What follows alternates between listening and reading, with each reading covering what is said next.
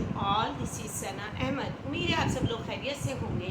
الحمدللہ آپ لوگ کی دعاؤں سے میں بھی خیریت کے ساتھ ہوں اور ایک اور ڈیلی بلاگ کے ساتھ حاضر خدمت بھی.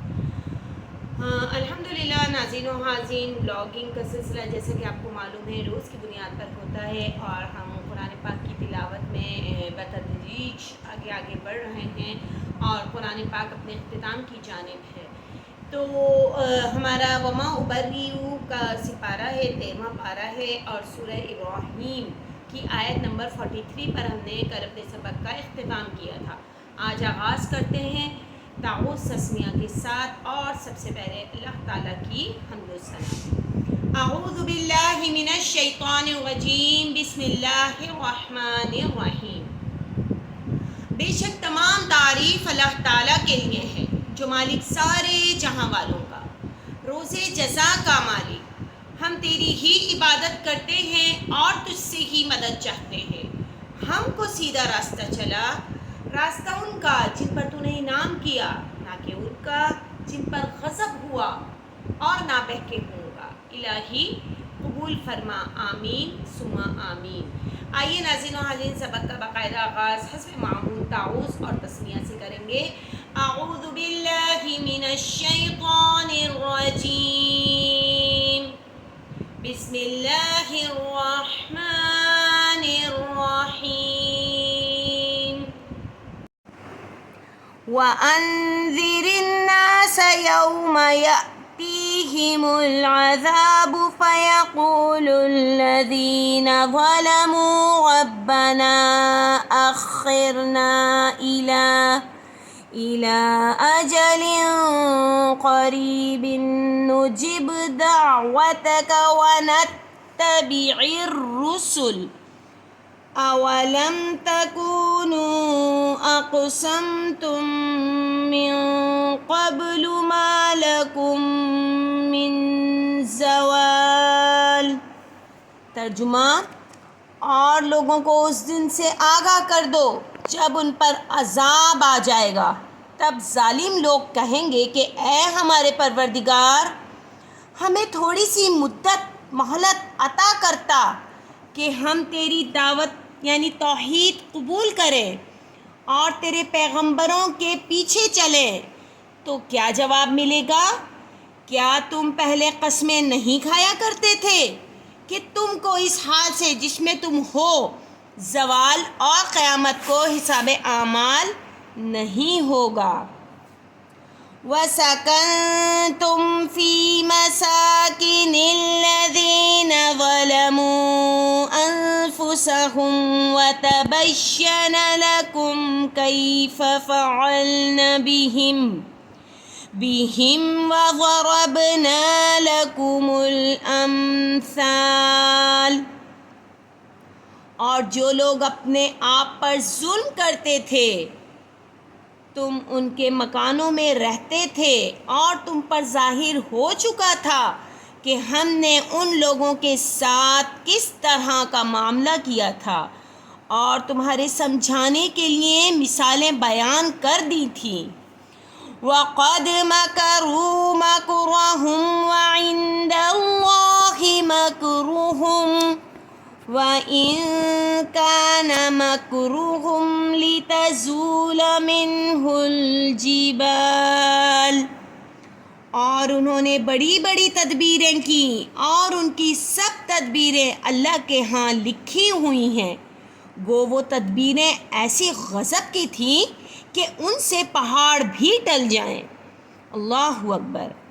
فَلَا تَحْسَبَنَّ اللَّهَ مُخْلِفَ وَعْدِهِ رُسُلَهُ إِنَّ اللَّهَ عَزِيزٌ ذُو انتقام. تو ایسا خیال نہ کرنا کہ اللہ نے جو اپنے پیغمبروں سے وعدہ کیا ہے اس کے خلاف کرے گا. بے شک اللہ تعالی زبردست اور بدلہ لینے والا ہے. یوم تبدل الارض غیر الارض والسماوات وبرزوا للہ الواحد القہار. جس دن یہ زمین دوسری زمین سے بدل دی جائے گی اور آسمان بھی بدل دیے جائیں گے اور سب اللہ یگانہ و زبردست کے سامنے نکل کھڑے ہوں گے۔ وَتَرَى الْمُجْرِمِينَ يَوْمَئِذٍ مُقَرَّنِينَ فِي الْأَصْفَادِ، اور اس دن تم گناہ گاروں کو دیکھو گے کہ زنجیروں میں جکڑے ہوئے ہیں۔ سَرَابِيلُهُم مِّن قَطِرَانٍ وَتَغْشَىٰ وُجُوهَهُمُ النَّارُ، ان کے کرتے گندھک کے ہوں گے اور ان کے منہوں کو آگ لپٹ رہی ہوگی۔ لِيَجْزِيَ اللَّهُ كُلَّ نَفْسٍ مَّا كَسَبَتْ، یہ اس لیے کہ اللہ ہر شخص کو اس کے اعمال کا بدلہ دے۔ إِنَّ اللَّهَ سَرِيعُ الْحِسَابِ، بے شک اللہ جلد حساب لینے والا ہے۔ هَذَا بَلَاغٌ لِلنَّاسِ وَلِيُنذَرُوا بِهِ وَلِيَعْلَمُوا أَنَّمَا هُوَ إِلَٰهٌ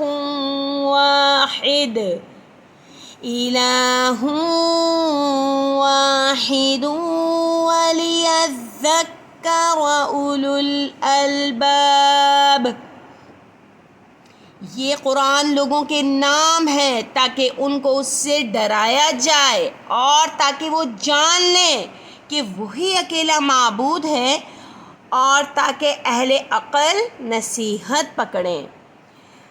الحمدللہ ناظرین و حاضرین، سورہ ابراہیم کا اختتام ہوا اور ہم نے دیکھا کہ سورہ ابراہیم میں اللہ تعالیٰ نے کس طریقے سے کفار کو ڈرایا ہے، اور اس کے پیغمبروں نے جب اللہ کا پیغام وہاں پہنچایا تو وہ منکر ہو گئے، انہوں نے اسلام قبول نہیں کیا، اور پھر اللہ تعالیٰ کا عذاب ان پر نازل ہوا اور ان کا حساب کتاب بے شک جلد ہونے والا ہے۔ اور عقل مندوں کے لیے نصیحت ہے، یہ سب مثالیں اس لیے ہیں تاکہ لوگ نصیحت پکڑ سکیں، اس سے ہدایت حاصل کر سکیں، لیکن افسوس ہم لوگ ہدایت سے گمراہی کی جانب گامزن ہو رہے ہیں۔ آپ دیکھیے ہمارے سامنے ایک کتاب موجود ہے، اس میں ترجمہ موجود ہے، ہر وہ چیز کا ہمیں علم دیا گیا ہے جو ہمیں راہ مستقیم پر لے جائے، مگر ہم ان سب سے انکاری ہو جاتے ہیں اور خود غرضی اور سرکشی پر اٹے رہتے ہیں اور ان تمام باتوں کو ڈینائی کرتے ہیں، نعوذ باللہ۔ تو ایسا نہیں ممکن، ہمیں ایسا نہیں کرنا ہے، ہمیں اپنے اعمال کا حساب کتاب رکھنا ہے۔ اللہ تعالیٰ دیکھیے یہاں حضرت ابراہیم علیہ السلام کی بھی دعا میں نے بتائی ہے کہ کتنی پیاری ہے، جو ہم نماز میں پڑھتے ہیں کہ اے پروردگار مجھ کو ایسی توفیق عطا کر کہ میں نماز پڑھتا رہوں اور کچھ میری اولاد کو بھی، اور میری پروردگار میری دعا کو قبول فرما، اور اس دن کے حساب مجھ کو اور میرے ماں باپ کو اور مومنوں کی مغفرت فرمانا جب تو حساب کتاب لے رہا ہوگا۔ آمین ثم آمین۔ تو آئیے ناظرین و حاضرین نئی سورت کا آغاز کرتے ہیں۔ سورۃ الحجر ہے، بہت خوبصورت سورت ہے، قرآن پاک کی مکی سورت ہے، اس میں 99 آیتیں اور 6 رکوع ہیں۔ بسم اللہ الرحمن الرحیم۔ الف لام را تلک آیات الکتاب وقرآن مبین۔ شروع اللہ کا نام لے کر جو بڑا مہربان نہایت رحم والا ہے۔ الف لام را، یہ اللہ کی کتاب اور قرآن روشن کی آیتیں ہیں۔ الحمدللہ ہمارا 13واں پارہ بھی اختتام کو ہوا اور 14واں پارہ ہے ربما، اس کا ہم آغاز کر دیتے ہیں۔ ربما يود الذين كفروا لو كانوا مسلمين، کسی وقت کافر لوگ آرزو کریں گے کہ اے کاش وہ مسلمان ہوتے۔ ذرهم يأكلوا ويتمتعوا ويلههم الأمل فسوف يعلمون۔